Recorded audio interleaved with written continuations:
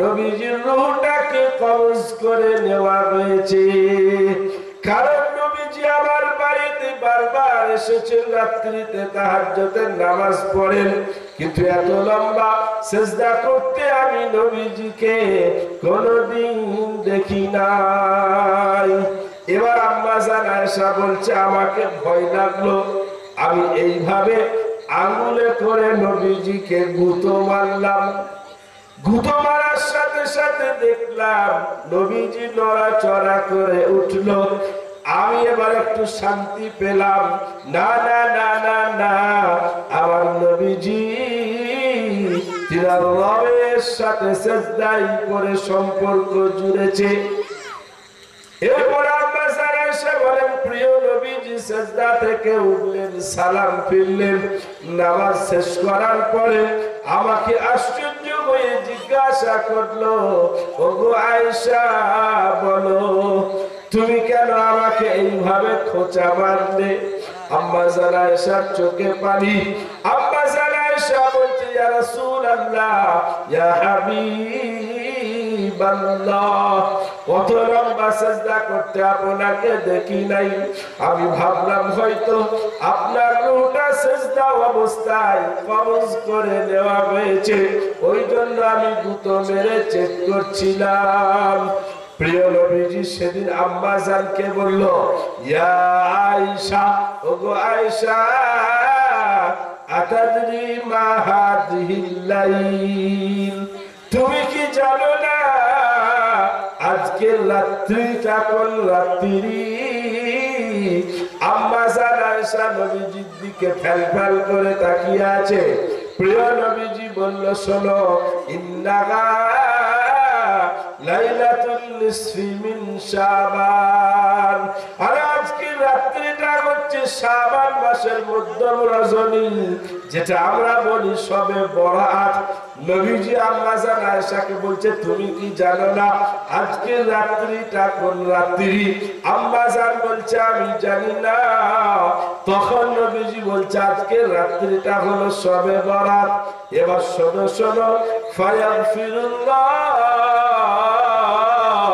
লিল মুস্তাগফিরিন, আজকে রাত্রিটা এমন একটা রাত, এমন একটা রাত, যত মানুষ আজকে আল্লাহর কাছে ক্ষমা চাইবে, আল্লাহ তাদের ক্ষমা ঘোষণা করবে। নবীজি বলছে, যারা ক্ষমা চাইবে আজকে রাত্রিতে তাদের ক্ষমা ঘোষণা হবে। ভাই বলেন, নবীরটা মানবো না আপনারটা মানবো? শুধু তাই নয়, তাই নয়, প্রিয় নবীজি বললেন, আয়েশা শোনো, ওয়ায়ারহামু লিল মুস্তারহিমিন,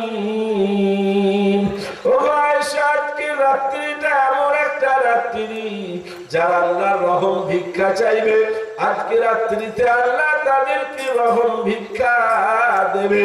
আল্লাহর দয়া তারা পাবে, আল্লাহর কৃপা তারা পাবে। কেমন কৃপা? তোমার ব্যবসার মন্দা যাচ্ছে, আজকে উঠে বলো, মাওলা ব্যবসার মন্দাটা কাটিয়ে দাও। নবীজি বলছে, আল্লাহ তার উপর দয়া করবে, কৃপা করবে। স্বামী অসুস্থ আছে, বহরমপুর থেকে নিয়ে কলকাতা, বেঙ্গালোর, চেন্নাই, ভেলোর, সব জায়গায় দেখিয়েছো, সুস্থতা পাও নাই। আজকে রাত্রিতে আল্লাহর কাছে বলো, মাওলা তোমার রহম একটু ভিক্ষা চাই। ওষুধের উপরে বিশ্বাস নাই, আমার বিশ্বাসটা তোমার উপরে। প্রিয় নবীজি বলছে, আল্লাহ তার উপর রহম করবে। 10 বছর বিয়ে হয়েছে, বাচ্চা হয় নাই। নবীজি বলছে, উঠে আল্লাহকে বলো, আল্লাহ পাশের বাড়ির ছেলেটা স্কুল থেকে এসে যখন তার মাকে মা বলে ডাক দিয়ে ঢোকে, আমার কলিজাটা কেঁপে যায়, চোখে পানি এসে যায়। আমারও তখন মনে হয়, আমার একটা বাচ্চা থাকলে স্কুল থেকে এসে দরজায় আমাকে মা বলে ডাক দিয়ে উঠতো। প্রিয় নবীজি বলছে, আজকে উঠে আল্লাহর কাছে রহম ভিক্ষা চাও। ওয়ায়ারহামু লিল মুস্তারহিমিন, ও আয়েশা, আজকে যারা আল্লাহর রহম ভিক্ষা চাইবে, আল্লাহ তাদেরকে দয়া করবে, তাদেরকে কৃপা করবে।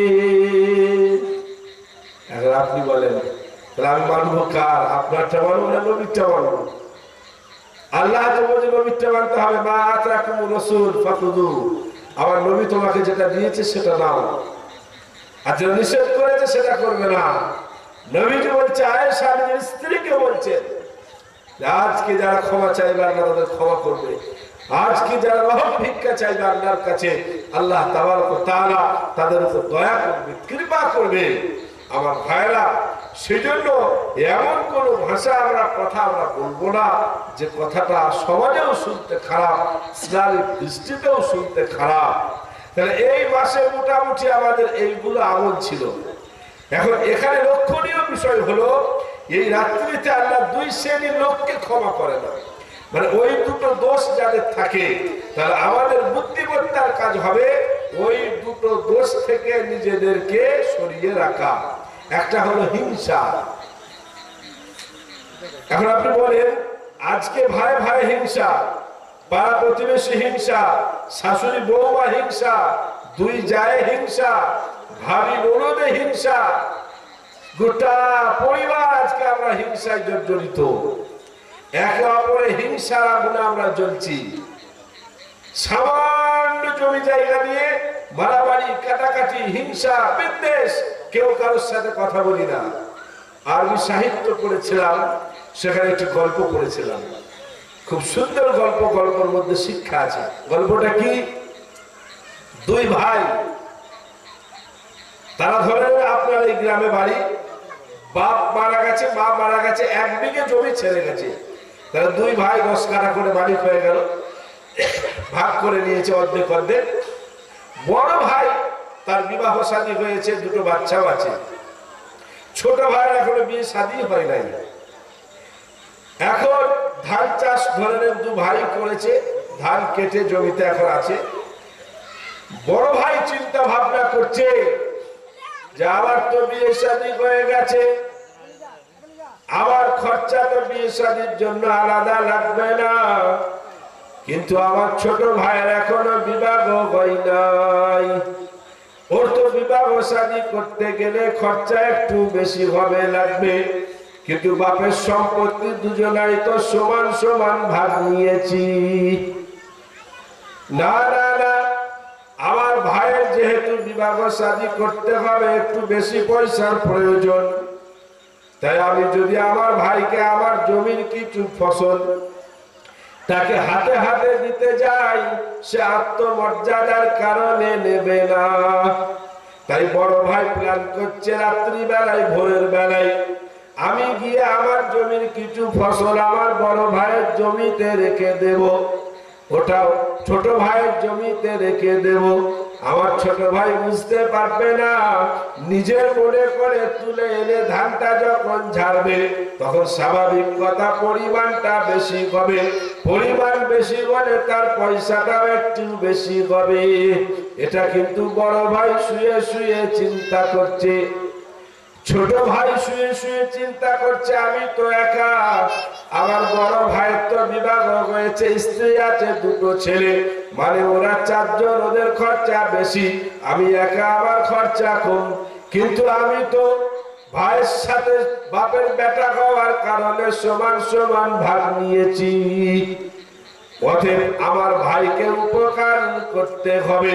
আমি যদি আমার জমির কিছু ফসল আমার ভাইকে দিতে যাই, সে কিন্তু হাতে হাতে নেবে না, লজ্জার কারণে, আত্মমর্যাদার কারণে। তাই ভোরের বেলায় গিয়ে আমি আমার জমি থেকে কিছু ফসল নিয়ে আমার ভাইয়ের জমিতে রেখে দেব। আমার বড় ভাই বুঝতে না পেরে নিজের ফসল মনে করে বাড়িতে আনবে, যখন ধানগুলো ঝাড়বে পরিমাণটা বেশি হবে, বেশি হলে তার মূল্যটাও বেশি হবে। উভয়ে 2 ভাই এই চিন্তা ভাবনা নিয়ে ভোরের বেলায় যখন নিজের নিজের জমি থেকে ফসল নিয়ে ভাইয়ের জমিতে রাখতে যায়, তখন 2 ভাই তাদের জমির মধ্যে সাক্ষাৎ হয়ে যায়। ঘটনা হলেও তাদের শিক্ষা আছে এখান থেকে আমাদের জন্য। আমার ভাইয়েরা, তারা পরিবেশটা কেমন তৈরি করেছিল।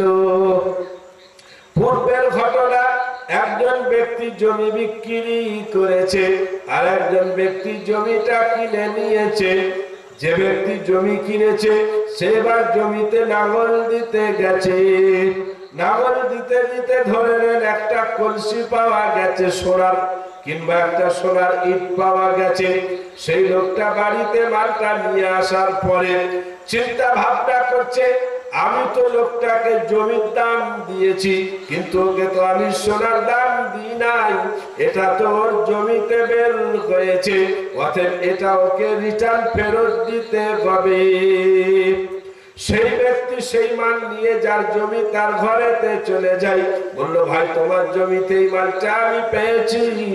যার জমি সে বলছে আমি জানি না, কারণ আমি তোমাকে জমি বিক্রি করে দিয়েছি, মানে জমিতে যা ছিল সব তোমাকে দিয়ে দিয়েছি, অতএব ওতে আমার কোনো মালিকানা নাই, কেউই নিতে চাইছে না। যখন এই ঘটনাটা পড়েছিলাম তখন কোরআনের একটি আয়াত চোখের সামনে ভাসছিল, চোখ দিয়ে ঝরঝর ঝরঝর করে পানি ঝরছিল। ইদা জুলজিলাতিল আরদু জিলজালাহা ওয়া আখরাজাতিল আরদু আসকালাহা ওয়া ক্বালাল ইনসানু মা লাহা। আল্লাহ বলছে কি এমন ভূমিকম্প দেখেছো বলো? আরে উপরের ঘরগুলো ভূমিকম্পে ভেঙে নিচে দিয়ে ঢুকে গেছে, কিন্তু কিয়ামতের পূর্বে এমন একটা সময় আসবে, এমন ভূমিকম্প হবে, মাটির তলায় যা আছে সব বের করে দেওয়া হবে।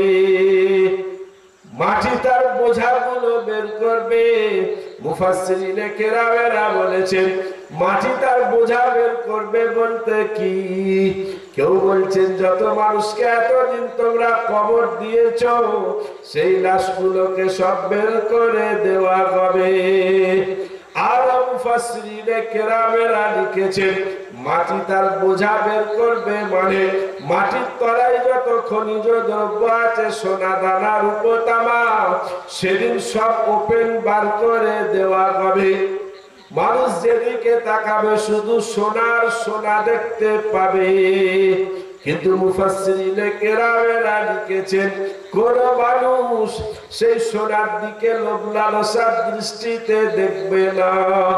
তবে সেই দিন এক শ্রেণীর মানুষেরা এসে যখন চারিদিকে শুধু সোনাগুলো দেখবে, তারা গালে থাপ্পড় মারবে, আফসোস করবে, আর কেঁদে কেঁদে বলবে হায় আফসোস, হায় আফসোস। আমি ছিলাম শ্বশুরের বড় জামাই, আমার বিবাহের সময় আমার শ্বশুর আমাকে 4 আনা সোনার আংটি দিয়েছিল। আমার ছোট শালীর যখন বিবাহ হয়, ছোট ভাইরা ভাইকে 6 আনা সোনার আংটি দিয়েছিল, 2 আনা বেশি। এই নিয়ে আমি আমার শ্বশুর শাশুড়ির সাথে ঝগড়া করেছিলাম। 3 বছর শ্বশুর বাড়ি আমি যাই নাই, মাত্র 2 আনা সোনা। আজকে তো যেদিকে তাকাচ্ছি দেখছি পাহাড় পাহাড় সোনা, একটা লোককে লোভ লালসার দৃষ্টি দিতে দেখি নাই। সেদিন আর একদল মানুষ এসে তারা আফসোস করবে আর কাঁদবে, আমার বিবাহের সময় 2.5 ভরি সোনা দেওয়ার কথা ছিল, আমার শ্বশুর শাশুড়ি গরিব হওয়ার কারণে 2 ভরি দিতে পেরেছিল, হাফ ভরি দিতে পারে নাই। এই জন্য আমি আমার প্রিয়তমা স্ত্রীকে কত গালিগালাজ করেছি, কত মার মেরেছি, কত পৌষ মাসের শীতের রাত্রিতে তাকে ঘর থেকে বের করে বারান্দাতে শুইয়ে দিয়েছি। 4 বছর শ্বশুর বাড়ি যাই নাই, এমন চাপ সৃষ্টি করেছিলাম আমার শ্বশুর জায়গা বিক্রি করে ওই হাফ ভরি সোনাটা দিতে বাধ্য হয়েছিল। সেদিন তারা আফসোস করবে আর বলবে ভাই ভাই আজকে চারিদিকে দেখছি সোনার সোনা। একটা লোককে সেদিন মুহাব্বতের সাথে, ভালোবাসার সাথে, লোভ লালসার সাথে সেই সোনার দিকে দৃষ্টি নিক্ষেপ করতে দেখছি না। ঠিক এই ঘটনাতেও তাই, উভয়ে বলছে নেব না, বলছে আমি নেব না, ও বলছে আমি নেব না। বললো চলো বিচার করার জন্য যাব একজন বুজুর্গ মানুষ, আল্লাহওয়ালা মানুষের কাছে। কিতাবে লিখছে সেই মানুষটা ছিল হযরত দাউদ আলাইহিস সালাম। ইনারা দুজন গিয়ে বলছে হুজুর আমাদের বিচারটা করে দেন, আমি তো জমি কিনেছি, জমিতে এটা পেয়েছি, ওটার দাম তো আমি দিই নাই, অতএব ওটা আমি কেন নেব? যে জমি বিক্রি করেছে সে বলছে হুজুর আমি তো জানতাম না আমার জমিতে এত মূল্যবান জিনিস আছে, আমি বেচে দিয়েছি, মানে যা ছিল সব বেচে দিয়েছি। হযরত দাউদ আলাইহিস সালাম বুঝতে পারলেন এরা উভয়ই নেবে না, তাই তিনি বললেন ভাই তোমার ছেলে আছে নাকি? বলো, বললো আছে। তোমার মেয়ে আছে নাকি? বলো, বললো মেয়ে আছে। উনি বললেন আমার সিদ্ধান্ত, আমার ফয়সালা হচ্ছে তোমার ছেলে আর তোমার মেয়ে দুজনের বিবাহ দিয়ে দাও, দিয়ে ওই মালটার মালিক ওদের দুজনকে বানিয়ে দাও। ওদের কাছে থাকা মানে তোমার কাছেও থাকা, তোমার কাছেও থাকা। আমার বলার উদ্দেশ্য আমার ভাইরা, হিংসা বিদ্বেষকে দূরীভূত করতে হবে। আপনি যার উপর হিংসা করবেন দেখবেন আপনার মৃত্যুর পরে হয়তো সেই লোকটা কাঁধে করে আপনার জানাজাটা নিয়ে যাচ্ছে। হিংসা যে ব্যক্তি করে ক্ষতি তার বেশি হয়, যার উপরে করে তার কম হয়।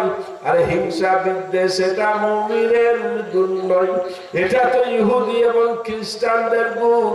যারা হিংসা করে আমার নবীর পর্যন্ত ক্ষতি করতে ছাড়ে নাই। নবীজির একটাই অন্যায় ছিল, তিনি মানুষকে শুধু ভালোবাসার কথাগুলো শেখাচ্ছিলেন। তিনার ভালোবাসা পেয়ে মানুষ কাছে এসে তারা নিজেরা নিজেদের জীবনের পরিবর্তন করতেছিল। এটা ইহুদি খ্রিস্টানরা মেনে নিতে পারে নাই। হিংসার বশীভূত হয়ে প্রিয় নবীজিকে আমার জাদু করে দেওয়া হলো।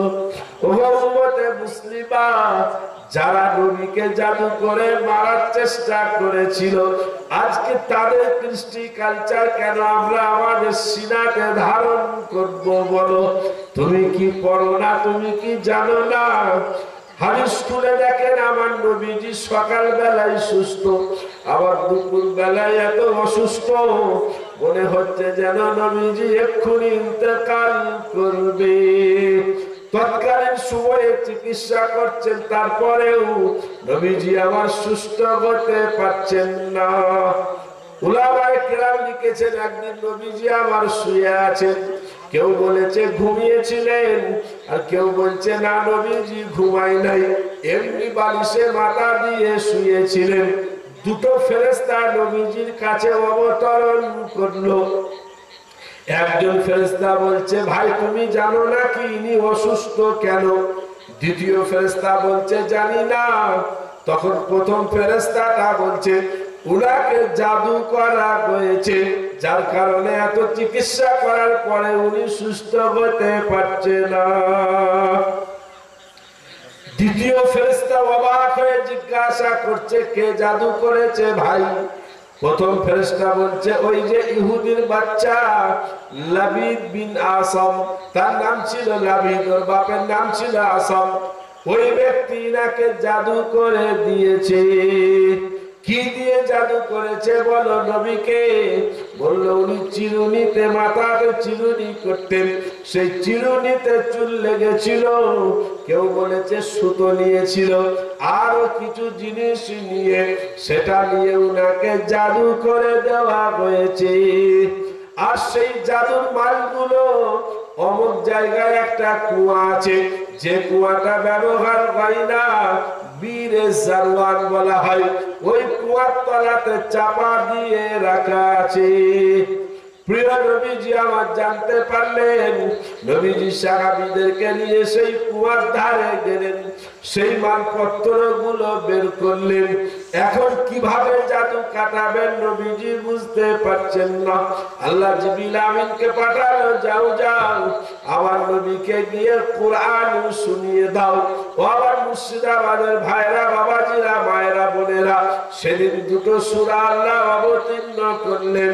বিসমিল্লাহির রহমানির রহিম, কুল আউযু বিরাব্বিল ফালাক মিন শাররি মা খালাক ওয়া মিন শাররি গাসিকিন ইযা ওয়াকাব ওয়া মিন শাররিন নাফাসাতি ফিল উকাদ ওয়া মিন শাররি হাসিদিন ইযা হাসাদ বিসমিল্লাহির রাহমানির রহিম কুল আউযু বিরাব্বিন নাস মালিকিন নাস ইলাহিন নাস মিন শাররিল ওয়াসওয়াসিল খান্নাস الذي يوسوس في صدور الناس من الجنة والناس দুটো সূরা নবীজিকে শোনানো হলো আর বলা হলো গো আমার নবী ওই চুলটা দেখো তে 11টা গিট মারা আছে এই দুটো সূরাতে 11টা আয়াত আছে তুমি একটা করে আয়াত করতে থাকো ফুক মারো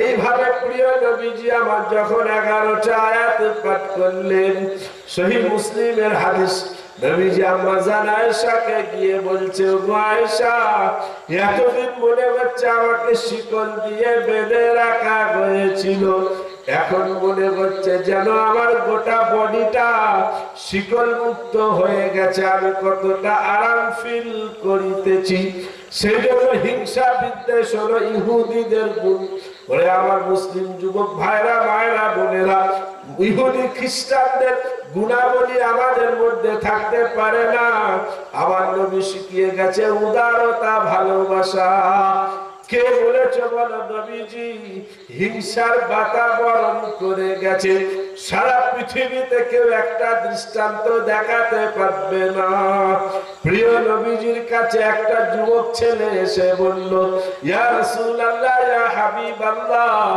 আপনি আমাকে কিছু উত্তম কাজ বলে দেন ভালো কাজ বলে দেন নবীজি আমার কয়েকটা কথা বললেন বুখারীর হাদিস সেখানে একটি কথা বললেন ওয়ায়ুতিমুত তাআম মানুষকে খাবার খাওয়ানো আমি নবী বলছি এটা নেকির কাজ এটা পুণ্যের কাজ আমার নবী বলে নাই মানুষটা মুসলমান হতে হবে না না না ক্ষুধার্ত অবস্থায় আছে হিন্দু হতে পারে জৈন খ্রিস্টান বৌদ্ধ যে কেউ হতে পারে তার পেটেতে ক্ষুধার জ্বালা তুমি যদি বলো আমি নবীর উম্মত তুমি যদি বলো আমি নেকির কাজই করব ওই মানুষটাকে খাবার খাওয়াও আমি ইসলামের চিফ অফ কমান্ডার বলছি এটা নেকির কাজ নবীজির ওমিও বাণী সারা পৃথিবীর মুসলমানেরা পড়েছে আমি বলেছিলাম মুসলমানেরা সব করতে পারে কিন্তু নবীর আদর্শ ছাড়তে পারে না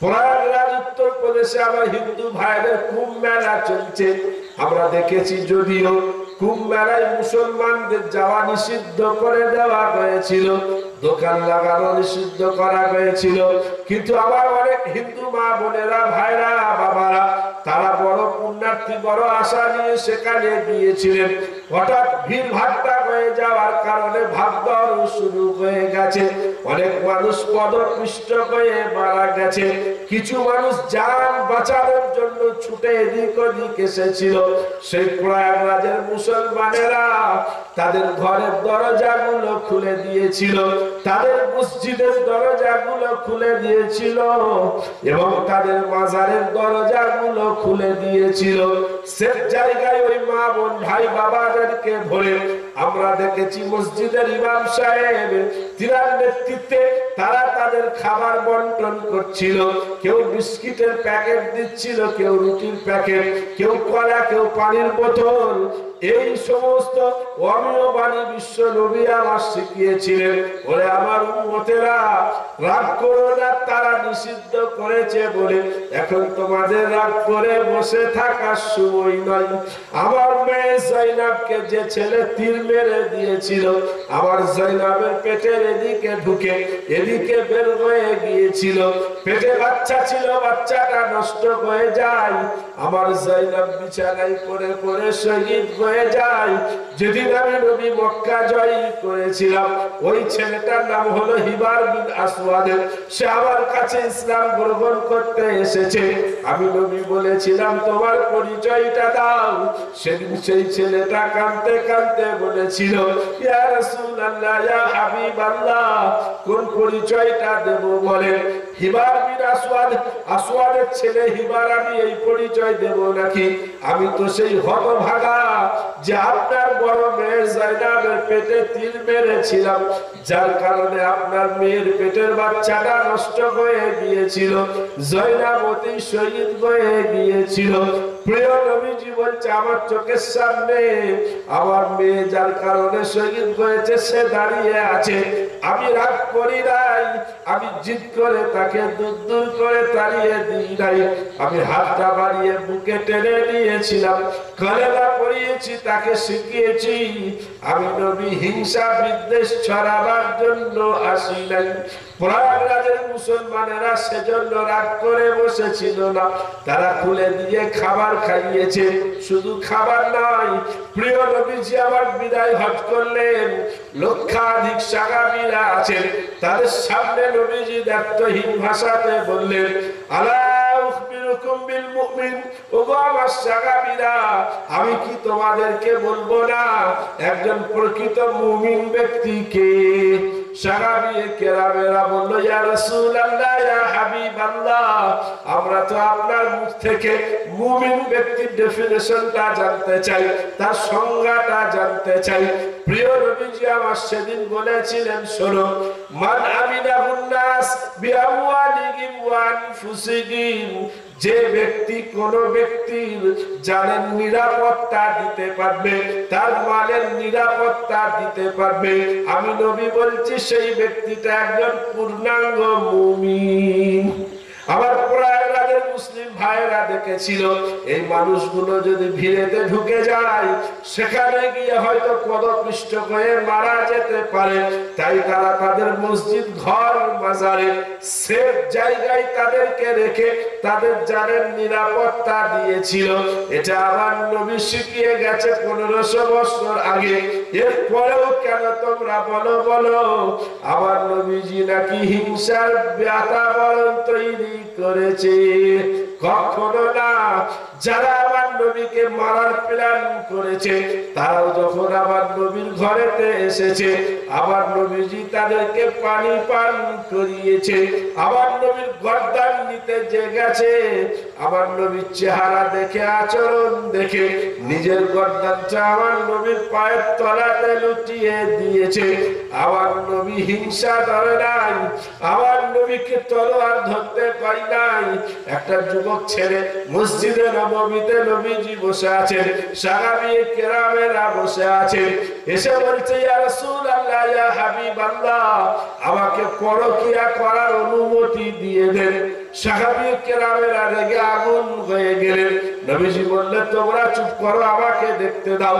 ছেলেটাকে কাছে ডাকলো, একেবারে নিজের কাছে বসানোর পরে প্রিয় নবীজি মাথায় হাত দিয়ে বলল, বল এবার তোর কি বলার আছে, আমাকে শোনা।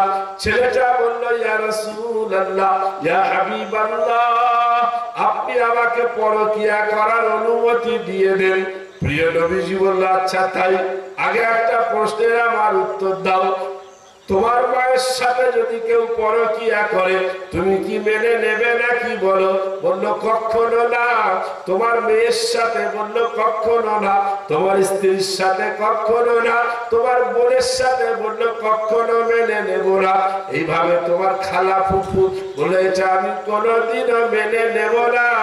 প্রিয় নবীজি মাথায় হাত দিয়ে বলল, বল বাবা, যে মেয়েটার সাথে তুইও পরকিয়াতে লিপ্ত হবে, সে তো হয় কারো স্ত্রী হবে, কারো মা, কারো বোন, কারো বেটি, কারো খালা, কারো ফুফু। তুই যদি মেনে না নিস, তারা কি করে মেনে নেবে বল? ছেলেটা বলছে, ইয়া রাসূলুল্লাহ, ইয়া হাবিবাল্লাহ, এতদিন শুনেছিলাম আপনি অন্তরের চিকিৎসা করেন, আজকে সচক্ষে দেখলাম। আপনার হাতটা বাড়িয়ে দেন, আপনার হাত ধরে আমি ওয়াদা করছি জীবনে কোনোদিন পরকিয়াতে লিপ্ত হব না। সুবহানাল্লাহ। আদর্শবান নবী ছিলেন, নবী সমাজ কি করে তৈরি করতে হয়, আমার কলেমাওয়ালা মুমিন মুসলমান ভাইরা, আল্লাহওয়ালা বন্ধুরা, সেই প্রিয় নবীজি সাল্লাল্লাহু আলাইহি ওয়াসাল্লাম শিখিয়ে গেলেন। সেজন্য আমরা একে অপরের সাথে হিংসা করব না, হিংসা করা যাবে না। হিংসুকের ব্যাপারে প্রিয় নবীজি বললেন, ওয়ালা তাহাসাদু, তোমরা একে অপরের হিংসা করো না। ওয়ালা তানাজাসু, তোমরা একে অপরের ব্যবসায় ঢুকে গিয়ে তার ক্ষতি করে দিও না। ওয়ালা তাবাগাদু, তোমরা একে অপরের সঙ্গে শত্রুতা পোষণ করো না। তাহলে আমরা করবটা কি? প্রিয় নবীজি বললেন, ওয়াকুনু ইবাদাল্লাহি ইখওয়ানা, তোমরা সবাই আল্লাহর বান্দা হয়ে ভাই ভাই হয়ে থাকো। বলেন সুবহানাল্লাহ। কি আদর্শ, কি শিক্ষা সমাজের মানুষের কাছে তিনি দিয়ে গেলেন। ভালোবাসা, উদারতা, মানুষের মধ্যে ক্ষমার একটা অভ্যাস তৈরি করে দেওয়া আমার ভাইরা। সেই জন্য আল্লাহ রাসূল সাল্লাল্লাহু আলাইহি ওয়াসাল্লাম বললেন, ওই শবে বরাতের রাতে যার অন্তরে হিংসা থাকবে সে নাজাত পাবে না, সে ক্ষমা পাবে না। আর আমরা তো হিংসা এমন করি, দুনিয়াতে আপনি দেখেন, আপনার ক্ষতি আমি করতে চাই হিংসা করে, তাতে যদি আমার ক্ষতি হয় তাও হোক, তবুও আপনার ক্ষতি করব। আমরা আজকে এই লেভেলে পৌঁছে গেছি। একটা আমি বুঝার জন্য একটা উদাহরণ দিই। দেখেন, ধরে আপনার গ্রামের এক মানুষ জমিতে হাল চাষতে গিয়ে একটা পাথর পেয়েছে। যে পাথরটার গুণ হচ্ছে আপনি পাথরের কাছে যা চাইবেন পাথর আপনাকে তাই দেবে, কিন্তু আপনাকে যা দেবে আপনার পাশাপাশি সবাই ডবল পাবে। এটা হলো পাথরের গুণ। তা পাথরটা বাড়িতে নিয়ে আসার পরে ওনার স্ত্রী বলছে, দেখো আমাদের তো এই 17 বছর বিয়ে হলো, এখনো সেই ছিটে মারা ঘরেই বাস করছি, একবার পাথরটাকে বলো না যে মোটামুটি 2 কামরা একটা একতলা করে দিক খালি। তো এরা হিংসা কোন জায়গায় আমাদের পৌঁছায়। আমি তখন বলছি, তোর মাথা খারাপ, আমার একতলা হলে গোটা গ্রাম সব 2 তলা হয়ে যাবে। অতএব করা যাবে না। এখন সেই লোকটা একদিন হাতের কাছে বহরমপুরে স্ত্রী আর সুযোগ পেয়েছে যে আজকে আমি একতলা করবই। পাথরটা আলমারি থেকে বের করে বলছে, পাথর আমাদের একটা একতলা 2 কামরা ঘর হয়ে যায়। তো একতলা হয়ে গেছে, গোটা গ্রাম 2 তলা। উনি হাট থেকে এসে আর গ্রাম চিনতে পারছেন না যে গ্রামটা গেল কোথায়, আর গ্রাম চিনতে পারছেন না। কোন রকম খুঁজে খুঁজে গ্রামে ঢুকে বাড়িতে প্রবেশ করেছে। বাড়িতে গিয়ে বলছে, খেপি তুই করলিটা কি? তোকে মানা করলাম, দেখ গোটা গ্রামে শুধু আমাদের একতলা, বাকি সবারই 2 তলা।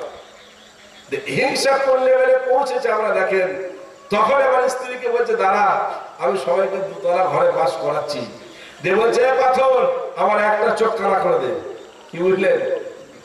ওর একটা হলে বাকিদের কটা করে হবে? 2টো করে।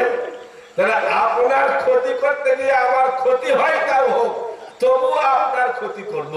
আমার ভাইরা, এটা আমরা করবো না। আমরা উদারতা দেখাবো, আমরা ভালোবাসা দেখাবো। আমরা সেই নবীর উম্মত যে নবী হাউজে কাউসারে পানি পান করেন, আপনি কল্পনা করতে পারেন? প্রত্যেক দিন নামাজে গিয়ে পড়ছেন। আমার মা বোনেরা, আমরা তো একটা সূরা সবাই নামাজ যখন শিখি প্রথমে মুখস্থ করি। সেই সূরাটা হলো ইন্না আতাইনাকাল কাউসার, কারণ সব থেকে ছোট্ট সূরা। একবারও কি আমরা দেখেছি যে এই সূরাতে কাউসার বলতে কি বোঝানো হয়েছে? এই সূরাটা আল্লাহ কেন অবতীর্ণ করেছিলেন জানেন? আমি বলেছি, আমার নবীর চোখে যদি পানি আসে, সারা পৃথিবী চুপ থাকলেও আল্লাহ চুপ থাকবে না। নবীজি তায়েফে কেঁদেছে, ফেরেশতা এসে গেছে। আপনি একবার বলেন, গোটা তায়েফবাসীকে পিষে শেষ করে দেবো। উদারতা না, এরা ভুল করেছে। এদের ছেলেপুলে যারা হবে তারা হয়তো আমাকে নবী বলে মেনে নেবে। যারা হজে গেছে হাজির সাহেবদের জিজ্ঞাসা করবেন, আজকে তায়েফের অলিতে গলিতে হচ্ছে আশহাদু আন্না মুহাম্মাদার রাসূলুল্লাহ, অলিতে গলিতে।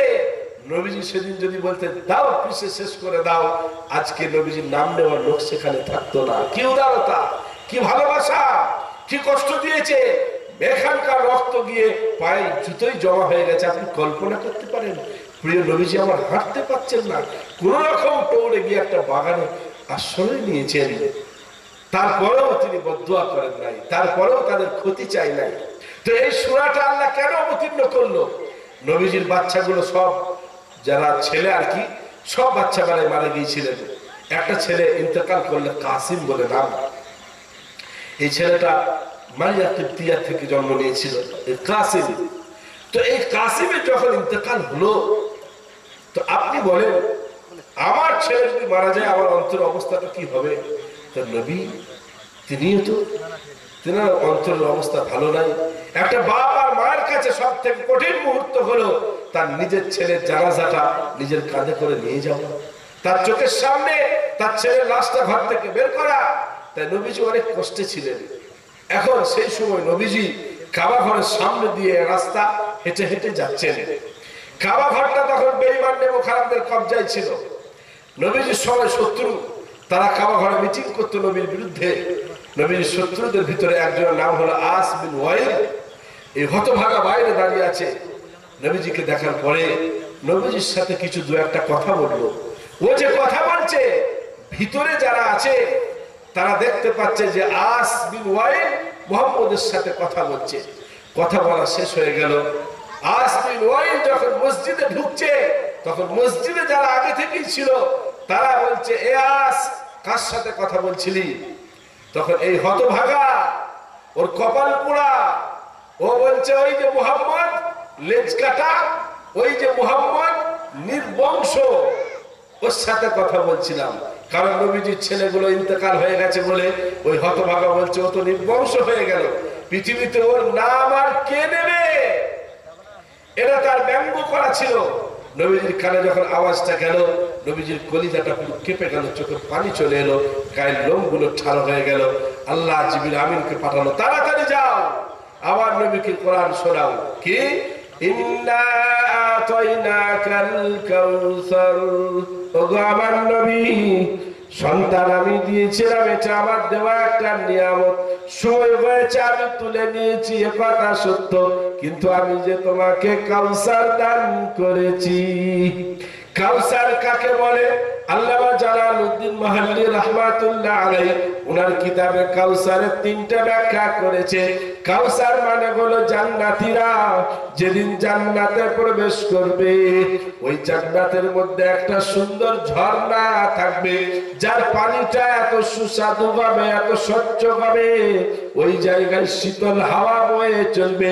জান্নাতীরা ওখানে যাওয়ার পরে একটা আলাদা এনার্জি পাবে, ওটার নাম হলো কাউসার।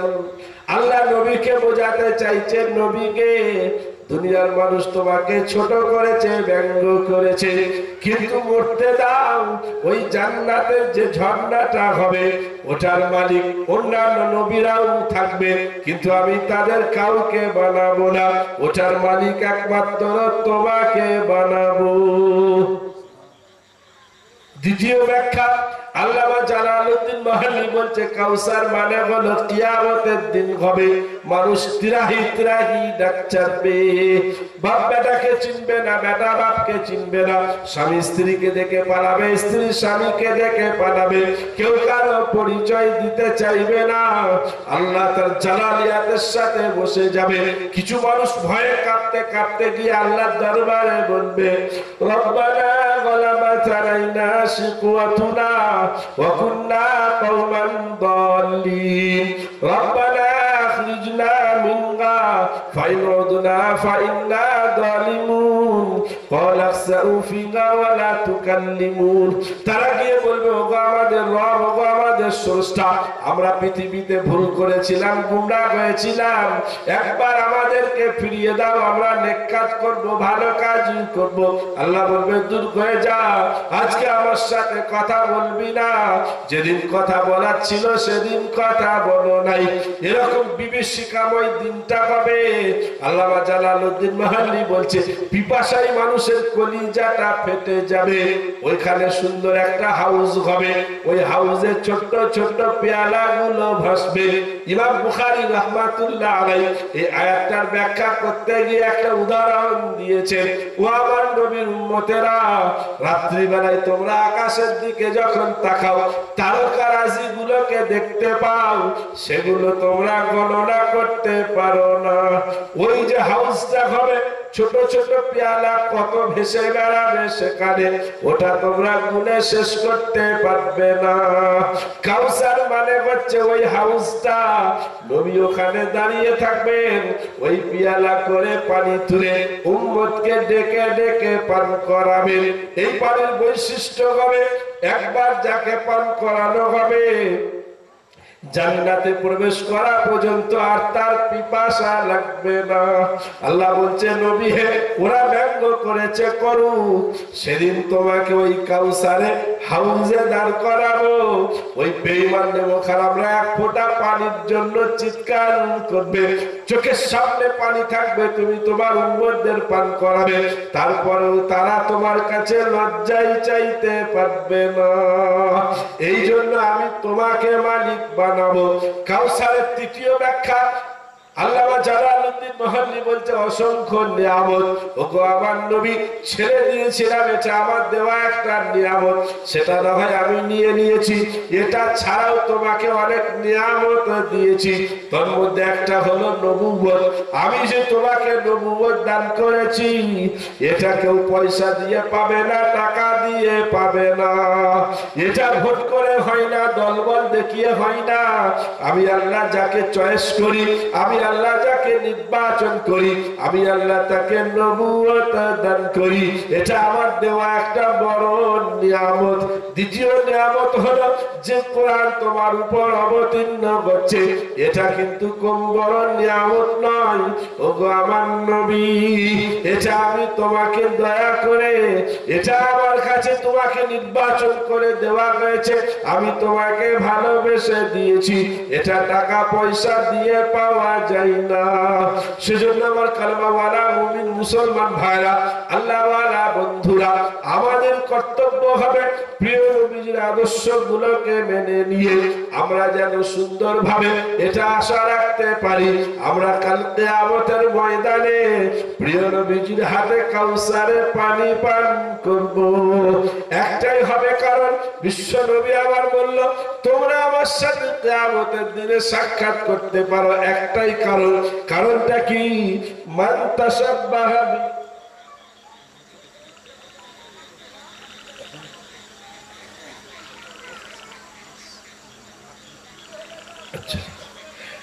মান তাশাব্বাহা বিকওমিন ফাহুয়া মিনহুম। নবীজি বললেন যারা যে কওমের অনুসরণ অনুকরণ করবে তাদের সাথে তাদের হাসর হবে, আর আমার অনুকরণ অনুসরণ যারা করবে আমি নবী বলছি আমার সাথে তাদের হাসর হবে। একটা কথা, আমার অনুসরণ অনুকরণ যদি করে নাও আমার সাথে হাসর মানে কি? জমা করা। হাসর শব্দটা আরবি, তার বাংলা জমা করা। কিয়ামতের ময়দানে, হাসরের ময়দানে তোমাদের জমা করা হবে। সেদিন আমার সাথে যদি আমার অনুসরণ অনুকরণ করো, আমাকে বাদ দিয়ে যদি অন্য কারণ করো, তাহলে আমার সাথে জমা হওয়ার আশা করো না, এটা বোকামি হবে, এটা ভুল হবে। আমার ভাইরা, কথা তো আমরা সারা সারা রাত শুনতে থাকবো, আল্লাহ তাবারক ওয়া তাআলা হায়াতে রাখলে সারা জীবন শুনতে থাকবো। কারণ কোরআন এবং হাদিস, আল্লাহ রাসূল সাল্লাল্লাহু আলাইহি ওয়াসাল্লাম বলেছেন যে ছেড়ে গেলাম, যারা এই দুটোকে ধরে থাকবে সারা পৃথিবীর কোন শক্তি তাদেরকে আসল যে সঠিক জায়গা সেই জায়গা থেকে তাদেরকে সরাতে পারবে না। এখন আমরা দুনিয়া তো এটা, দুনিয়াতে অনেক সময় অনেক জিনিসের আমাদের প্রয়োজন থাকে। আল্লাহ তাবারক ওয়া তাআলা পারেন তিনি তিনার খাজানা থেকে গায়েবী ভাবে সব করে দিতে, তারপরেও আল্লাহ পরীক্ষা নেয়, ইন্টারভিউ নেয় যে আমি যে আমার বান্দাদেরকে এত কিছু দিলাম, তা আমার বান্দারা দেখি একবার আমি চেয়ে দেখি তারা দেয় কিনা। তো আপনাদের মসজিদের মোটামুটি 1 লাখ টাকার মতো প্রয়োজন আছে, অনেক কিছু কাজ আছে।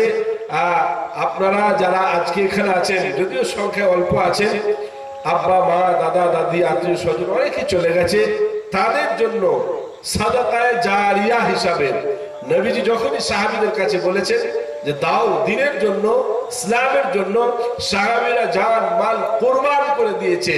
কারণ সাহাবী জানে যে আমি দিতে পারি না, আমাকে দেয়াবে আল্লাহ। সেজন্য আপনারা যারা আছেন আমার ভাইরা, কত পয়সা আমরা কত জায়গার দিকে খরচা করি। আমরা একটু বলি যে ইনশাআল্লাহ আমি এটা দেবো, ক্যাশ যেটা আছে দেন, আর তারপরে আপনি আস্তে আস্তে দেন, অসুবিধা নেই। যারা আছেন মায়েরা আছে, মায়েদেরকে বলবো আপনারাও, এখন তো মায়েদের হাতে পয়সা আছে, লক্ষ্মী ভান্ডার চালু হয়ে গেছে। কমিটির ছেলেরা যারা আছেন সব কই, যুবক ভাইরা যারা আমরা চুল কাটতে গিয়ে 600-800 টাকা করে খরচা করি, যারা 1 জানুয়ারি ফিস্টি করতে যে ইংরেজদের কালচারটাকে পালন করতে গিয়ে হাজার হাজার টাকা খরচা করি, যারা 14 ফেব্রুয়ারি ভালোবাসা দিবস পালন করতে গিয়ে হাজার হাজার টাকা খরচা করলাম, তাদেরকে বলবো আল্লাহর ঘরের জন্য, আল্লাহর ঘরের জন্য যদি কেউ মুসলমান না দেয়, আল্লাহর কসম খেয়ে বলছে আল্লাহ তবুও করাবে। যারা গায়ের কম তারা ইসলাম কবুল করবে, তারা তৈরি করবে। আমার নিজের চোখে দেখা, আমার মাদ্রাসায় একটা ছাত্র হাফিজ কোরআন, নও মুসলিম, আবার সে এমবিবিএস ডাক্তার হয়ে গেল। আল্লাহ বলছে তোমরা যদি না করো, তাদেরকে ঈমান কবুল করার সুযোগ করে দিয়ে তাদেরকে কোরআনের হাফেজ বানাবো। বুঝতে পেরেছেন? তো সেজন্য আমার ভাইরা আপনারা যারা আছেন একটু বলেন, একটু বলেন, আজান হয়ে গেছে, নামাজ হবে আপনাদের মসজিদের জন্য। যে যেরকম পারবেন একটু হাত বাড়ান, দেখেন আল্লাহর ঘরের জন্য আপনি একটু সাহস করেন, শয়তান উস্কানি দেবে, দিলে পরে কমে যাবে।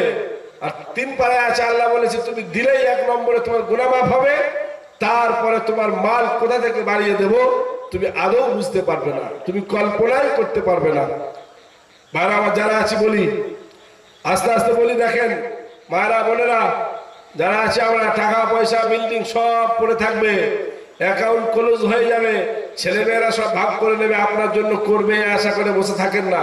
কবি এটাই বলেছেন, একদিন মাটির ভেতরে হবে ঘর, মন আমার কেন বন্ধ দালান ঘর, রে মন আমার কেন বন্ধ দালান ঘর, প্রাণ পাখি উড়ে যাবে পিঞ্জর ছেড়ে, ধরা ধামে সবই রবে তুমি যাবে চলে, বন্ধু বান্ধব যত মাতা পিতা দ্বারা সুত সবই হবে তোমার পর, রে মন আমার কেন বন্ধ দালান ঘর। ভাই আমার যার কাছে যা আছে আমরা দিতে থাকি। মেরাজ ভাই আমার 100 টাকা দিয়ে গেছে, আল্লাহ তুমি কবুল করে দাও, জানে মানে বরকত দাও, রুটি রুজিতে বরকত দাও, খেতে খামারে বরকত দাও, যে নেক উদ্দেশ্যে দিয়েছে তুমি সেই উদ্দেশ্য সফল করো। ভাই যার কাছে যা আছে 100, 200, 500 আমরা একটু দিয়ে দেখেন, আল্লাহর জন্য, আমাকে নয়, কাউকে নয়, এটা আল্লাহর ঘরের জন্য। আল্লাহ রাসূল বলেছেন, মান বানা লিল্লাহি মসজিদান বানাল্লাহু লাহু বাইতান ফিল জান্নাহ। আহা, জসিম ভাইয়ের মা শ্বশুর শাশুড়ির নামে 1000 টাকা। আহা, যোগ্য শ্বশুরের যোগ্য বৌমা কোথায় বসেছিল, হঠাৎ দেখি শ্বশুর শাশুড়ির কথা মনে পড়ে গেল, দিয়ে গেল তাদের নামে টাকা 1000। ওগো আল্লাহ, তাদের উপর তুমি হইও না কো বেজার। কিবা দোয়া জানি আমি, কিবা দোয়া জানি আমি, কিবা দোয়া করি, বোধের দোয়া কবুল করো তুমি পাক বাড়ি। আনোয়ার শেখ সাহেব 500 টাকা, হাকিম শেখ, আচ্ছা নজরুল শেখ সাহেব 500, আইনুল শেখ সাহেব 500 টাকা। আল্লাহ তাআলা কবুল করো, তোমার রাহে খোদা দিয়ে গেল টাকা 500, আর দুনিয়াতে জীবন দিয়ে আবু বকরের মতো দিয়ে গেল তোমার রাহে 500 টাকা। ওগো আল্লাহ, ভাইজানদের নামটা আমল নামায় যায় না যেন ফাঁকা। আর দোয়া করি আমি ভাইজানদের তরে, সুখে শান্তিতে রেখো তুমি দুনিয়া মাঝারে।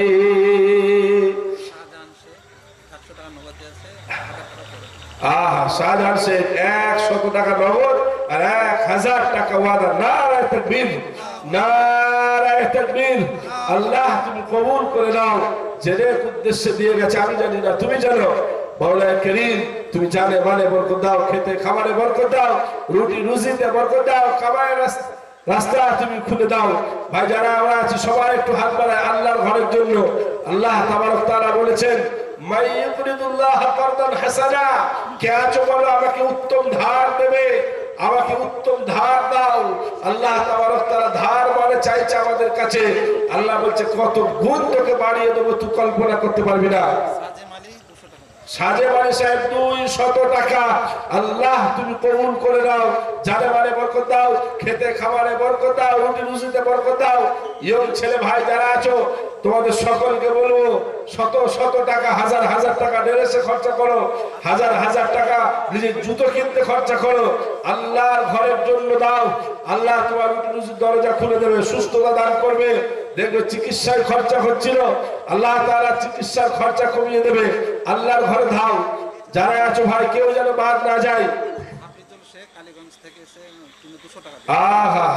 শেখ কালীগঞ্জ থেকে এসেছে, তিনি দিয়েছে 200 টাকা। আল্লাহ তুমি কবুল করে দাও। জেনে উদ্দেশ্যে দিয়েছে তুমি সেই উদ্দেশ্য। বেনামে একজন মা আমার 500 টাকা পাঠিয়েছে।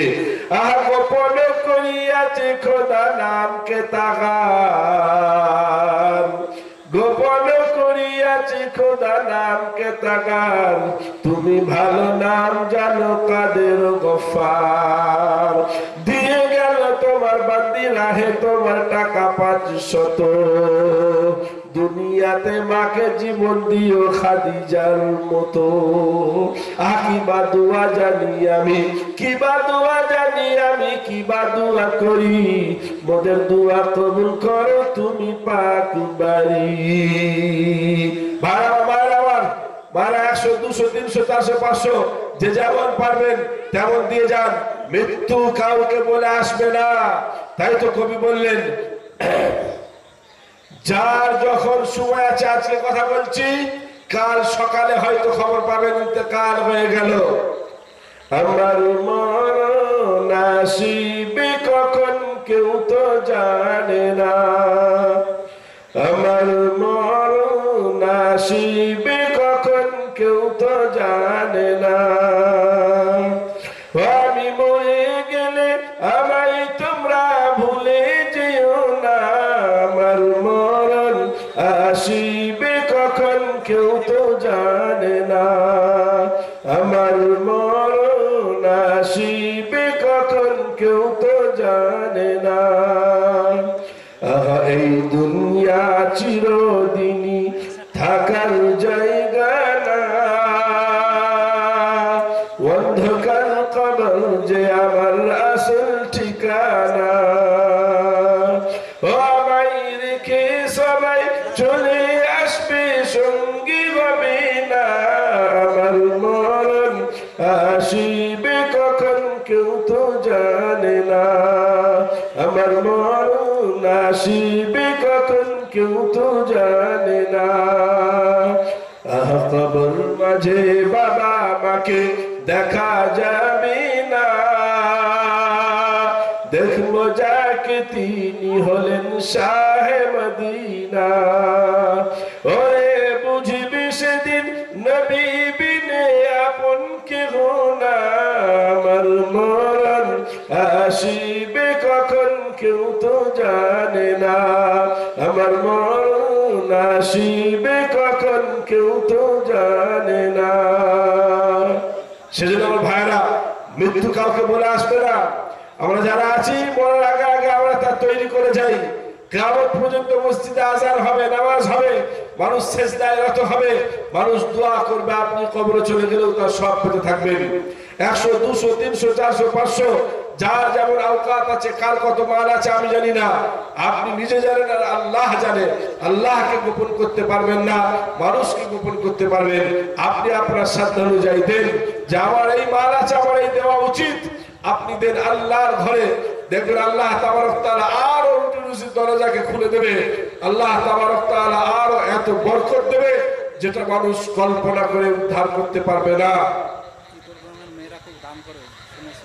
ইউটিউব গ্রামে মায়েরা বোনেরা খুব দান করে, তা করবো 1 2 জন খালি এসেছে আর আসি যাই। আচ্ছা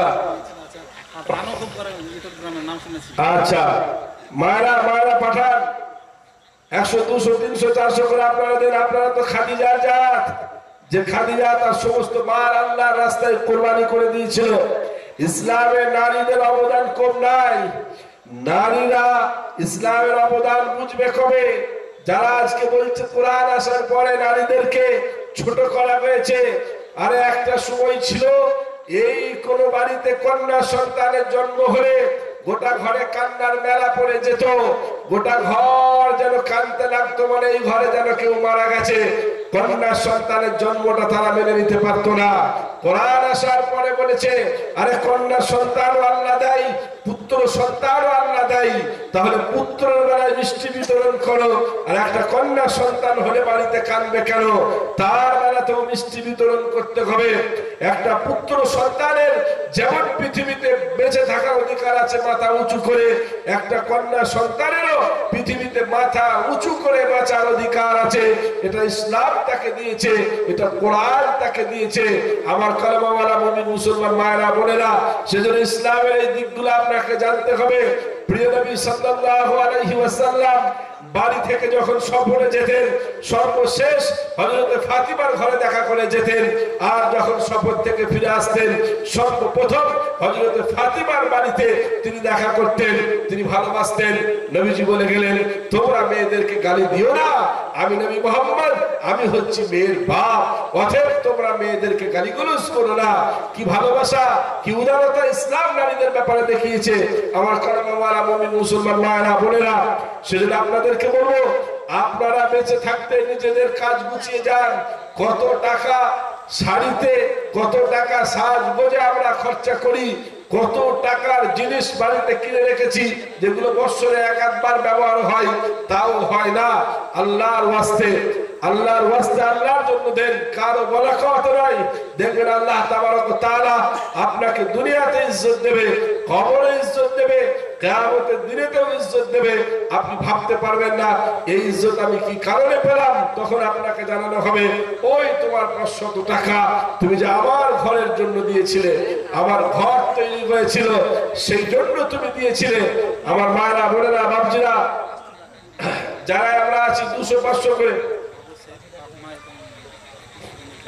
বাবু শেখ ভাই আব্বা মা আত্মীয় স্বজন চলে গেছে, আর যোগ্য বাপের যোগ্য ছেলে কোথায় বসেছিল, যোগ্য বাপের যোগ্য ছেলে কোথায় বসেছিল, হঠাৎ দেখি তাদের কথা মনে পড়ে গেল, স্টেজে এসে দিয়ে গেল তাদের নামে টাকা 500। ওগো আল্লাহ ভাইজানকে জীবন দিও দুনিয়াতে উমরের মতো। আর দোয়া করি আমি ভাইজানের উত্তরে, মানুষ জান বাঁচানোর জন্য ছুটে এদিক ওদিক এসেছিল। সেই প্রয়াগরাজের মুসলমানেরা তাদের ঘরের দরজাগুলো খুলে দিয়েছিল, তাদের মসজিদের দরজাগুলো খুলে দিয়েছিল, এবং তাদের মাজারের দরজাগুলো খুলে দিয়েছিল। সে জায়গায় ওই মা বোন ভাই বাবাদেরকে ভরে আমরা দেখেছি মসজিদের ইমাম সাহেব তিনার নেতৃত্বে তারা তাদের খাবার বন্টন করছিল।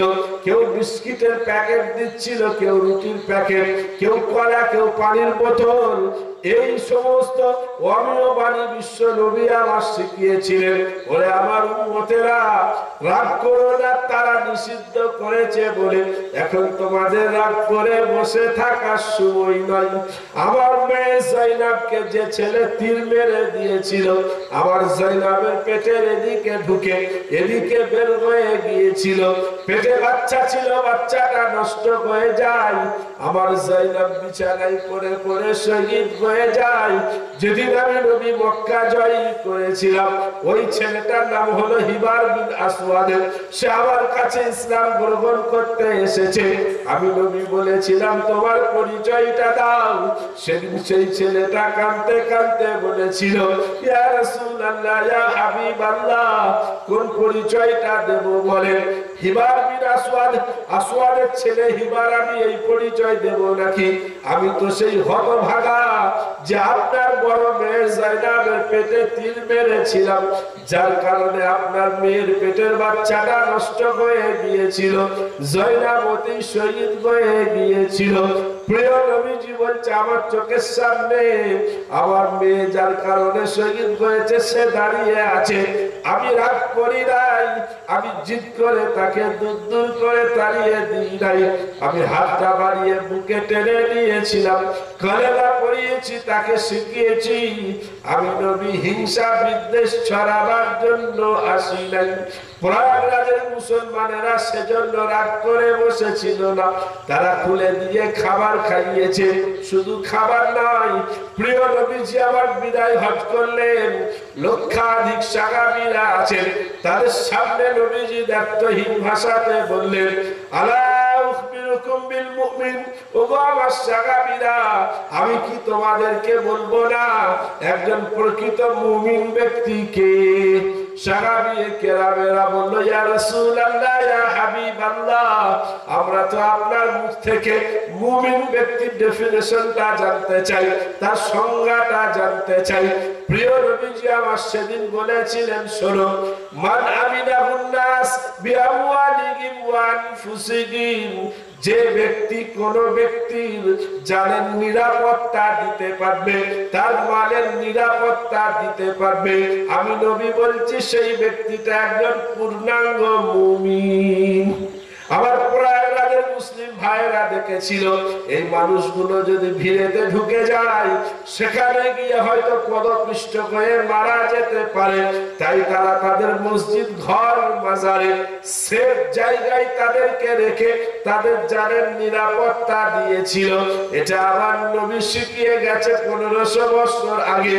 এরপরেও কেন তোমরা বলো আমার নবীজি নাকি হিংসার বাতাবরণ তৈরি করেছে? কখনো না। যারা আমার নবীকে মারার প্ল্যান করেছে, তারাও যখন আমার নবীর ঘরেতে এসেছে, আমার নবীজি তাদেরকে পানি পান করিয়েছে। আমার নবীর গর্দান নিতে যে গেছে, আমার নবীর চেহারা দেখে, আচরণ দেখে নিজের গর্দানটা আমার নবীর পায়ের তলাতে লুটিয়ে দিয়েছে। আমার নবী হিংসা ধরে নাই, আমার নবীকে তলোয়ার ধরতে পারি নাই। একটা যুবক ছেলে মসজিদে নববীতে নবীজি বসে আছেন, সাহাবীয়ে কেরামেরা বসে আছেন, এসে বলছে, ইয়া রাসূলুল্লাহ, ইয়া হাবিবাল্লাহ, আমাকে পরকিয়া করার অনুমতি দিয়ে দেন। সাহাবীয়ে কেরামেরা রেগে আগুন হয়ে গেলেন। নবীজি বললেন, তোমরা চুপ করো, আমাকে দেখতে দাও। ছেলেটাকে কাছে ডাকলো, একেবারে নিজের কাছে বসানোর পরে প্রিয় নবীজি মাথায় হাত দিয়ে বলল, বল, এবার তোর কি বলার আছে আমাকে শোনা। ছেলেটা বলল, ইয়া রাসূলুল্লাহ, ইয়া হাবিবাল্লাহ, আপনি আমাকে পরকিয়া করার অনুমতি দিয়ে দেন। প্রিয় নবীজি বলল, আচ্ছা তাই, আগে একটা প্রশ্নের আমার উত্তর দাও। তোমার মায়ের সাথে যদি কেউ পরকিয়া করে, তুমি কি মেনে নেবে নাকি? বলো। বললো, কখনো না। তোমার মেয়ের সাথে? বললো, কখনো না। তোমার স্ত্রীর সাথে? কখনো না। তোমার বোনের সাথে? বললো, কখনো মেনে নেব না। এইভাবে তোমার খালা ফুফু? বলে, এটা আমি কোনোদিনও মেনে নেব না। প্রিয় নবীজি মাথায় হাত দিয়ে বললো, বল বাবা, যে মেয়েটার সাথে তুইও পরকিয়াতে লিপ্ত হবে, সে তো হয় কারো স্ত্রী হবে, কারো মা, কারো বোন, কারো বেটি, কারো খালা, কারো ফুফু। তুই যদি মেনে না নিস, তারা কি করে মেনে নেবে বল? ছেলেটা বলছে, ইয়া রাসূলুল্লাহ, ইয়া হাবিবাল্লাহ, এতদিন শুনেছিলাম আপনি অন্তরের চিকিৎসা করেন, আজকে সচক্ষে দেখলাম। আপনার হাতটা বাড়িয়ে দেন, আপনার হাত ধরে আমি ওয়াদা করছি, জীবনে কোনোদিন পরকিয়াতে লিপ্ত হব না। সুবহানাল্লাহ। আদর্শবান নবী ছিলেন। নবী সমাজ কি করে তৈরি করতে হয়, আমার কলেমাওয়ালা মুমিন মুসলমান ভাইরা, আল্লাহওয়ালা বন্ধুরা, সেই প্রিয় নবীজি সাল্লাল্লাহু আলাইহি ওয়াসাল্লাম শিখিয়ে গেলেন। সেজন্য আমরা একে অপরের সাথে হিংসা করব না, হিংসা করা যাবে না। হিংসুকের ব্যাপারে প্রিয় নবীজি বললেন, ওয়ালা তাহাসাদু, তোমরা একে অপরে হিংসা করো না। ওয়ালা তানাজাসু, তোমরা একে অপরের ব্যবসায় ঢুকে গিয়ে তার ক্ষতি করে দিও না। ওয়ালা তাবাগদু, তোমরা একে অপরের সঙ্গে শত্রুতা পোষণ করো না। তাহলে আমরা করবোটা কি? প্রিয় নবীজি বললেন ওয়াকুনু ইবাদাল্লাহি ইখওয়ানা, তোমরা সবাই আল্লাহর বান্দা হয়ে ভাই ভাই হয়ে থাকো। বলেন সুবহানাল্লাহ। কি আদর্শ, কি শিক্ষা সমাজের মানুষের কাছে তিনি দিয়ে গেলেন। ভালোবাসা, উদারতা, মানুষের মধ্যে ক্ষমার একটা অভ্যাস তৈরি করে দেওয়া। আমার ভাইরা, সেই জন্য আল্লাহ রাসূল সাল্লাল্লাহু আলাইহি ওয়াসাল্লাম বললেন ওই শবে বরাতের রাতে যার অন্তরে হিংসা থাকবে সে নাজাত পাবে না, সে ক্ষমা পাবে না। আর আমরা তো হিংসা এমন করি দুনিয়াতে, আপনি দেখেন আপনার ক্ষতি আমি করতে চাই হিংসা করে, তাতে যদি আমার ক্ষতি হয় তাও হোক, তবুও আপনার ক্ষতি করব। আমরা আজকে এই লেভেলে পৌঁছে গেছি। একটা আমি বুঝার জন্য একটা উদাহরণ দিই। দেখেন, ধরেন আপনার গ্রামের এক মানুষ জমিতে হাল চাষতে গিয়ে একটা পাথর পেয়েছে। যে পাথরটার গুণ হচ্ছে আপনি পাথরের কাছে যা চাইবেন পাথর আপনাকে তাই দেবে, কিন্তু আপনাকে যা দেবে আপনার পাশাপাশি সবাই ডবল পাবে। এটা হলো পাথরের গুণ।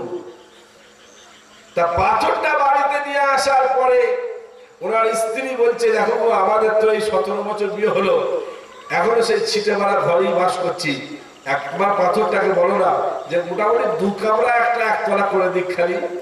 তো এরা হিংসা কোন জায়গায় আমাদের পৌঁছায়। আমি তখন বলছি তোর মাথা খারাপ, আমার একতলা হলে গোটা গ্রাম সব 2 তলা হয়ে যাবে, অতএব করা যাবে না।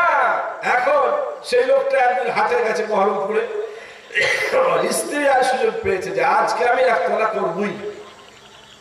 পাথরটা আলমারি থেকে বের করে বলছে পাথর আমাদের একটা একতলা 2 কামরা ঘর হয়ে যায়। তো একতলা হয়ে গেছে, গোটা গ্রাম 2 তলা। উনি হাট থেকে এসে আর গ্রাম চিনতে পারছেন না যে গ্রামটা গেল কোথায়, আর গ্রাম চিনতে পারছেন না। কোন রকম খুঁজে খুঁজে গ্রামে ঢুকে বাড়িতে প্রবেশ করেছে। বাড়িতে গিয়ে বলছে খেপি তুই করলিটা কি, তোকে মানা করলাম, দেখ গোটা গ্রামে শুধু আমাদেরই একতলা, বাকি সবারই 2 তলা। হিংসা করলে বেলে পৌঁছেছে আমরা। দেখেন, তখন আমার স্ত্রীকে বলছে দাঁড়া আমি সবাইকে 2 তলা ঘরে বাস করাচ্ছি। দে বলছে পাথর আমার একটা চোখ কানা করে দে। কি বুঝলেন? তাহলে ওর একটা হলে বাকিদের কটা করে হবে? 2টো করে। তাহলে আপনার ক্ষতি করতে গিয়ে আমার ক্ষতি হয় তাও হোক, তবুও আপনার ক্ষতি করব।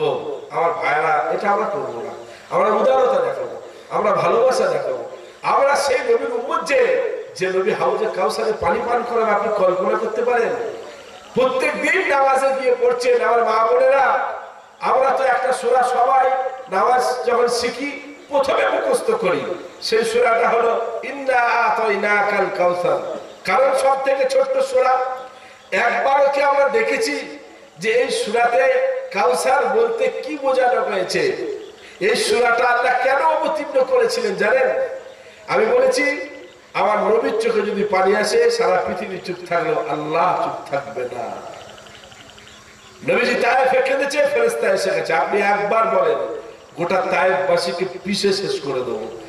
উদারতা না, এরা ভুল করেছে। এদের ছেলেপুলে যারা হবে তারা হয়তো আমাকে নবী বলে মেনে নেবে। যারা হজে কাছে হাজী সাহেবদের জিজ্ঞাসা করবেন, আজকে তায়েফের অলিতে গলিতে হচ্ছে আশহাদু আন্না মুহাম্মাদার রাসূলুল্লাহ, অলিতে গলিতে নবীজি সেদিন যদি বলতেন দাও পিষে শেষ করে দাও, আজকে নবীজির নাম নেওয়ার লোক সেখানে থাকতো না। কি উদারতা, কি ভালোবাসা, কি কষ্ট দিয়েছে। এখানকার রক্ত গিয়ে পায়ে জুতোই জমা হয়ে গেছে। আপনি কল্পনা করতে পারেন?